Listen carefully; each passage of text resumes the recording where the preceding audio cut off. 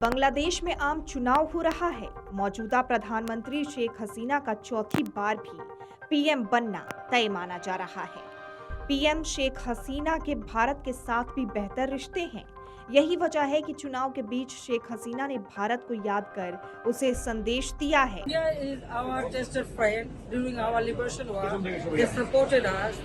Not only that, after 75, when we lost, we told sister, you can see, when we lost our whole family, father, mother, brothers, everybody, only we two survived. So they gave me shelter. So we have our best wishes to the people of India. पत्रकारों से बात करते हुए हसीना ने कहा कि भारत हमारा भरोसेमंद दोस्त है, वो हमेशा सहयोग करता है, हम बहुत भाग्यशाली हैं। इसके साथ ही प्रधानमंत्री शेख हसीना ने अपने संदेश में कहा कि बांग्लादेश की आजादी के दौरान भारत ने उनका समर्थन किया था। पुराने दिनों को याद करते हुए हसीना ने कहा कि 1975 के बाद जब उन्होंने माँ पिता समेत अपने पूरे परिवार को खो दिया था, तब भारत ने उन्हें आसरा दिया था।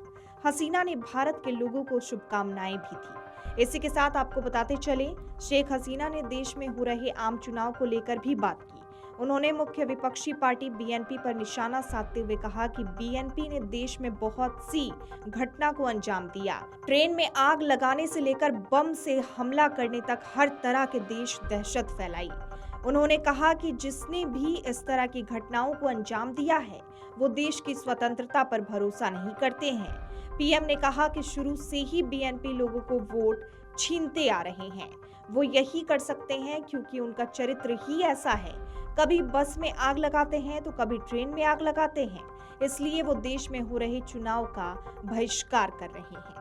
आपको बता दें, मतदान करने से पहले पीएम शेख हसीना ने कहा कि बांग्लादेश संप्रभु और स्वतंत्र देश है। हमारी आबादी बड़ी है, हमने लोगों के लोकतांत्रिक अधिकार स्थापित किए हैं। ऐसे में लोगों से ये सुनिश्चित करना चाहती हूँ कि इस देश में लोकतंत्र कायम रहे।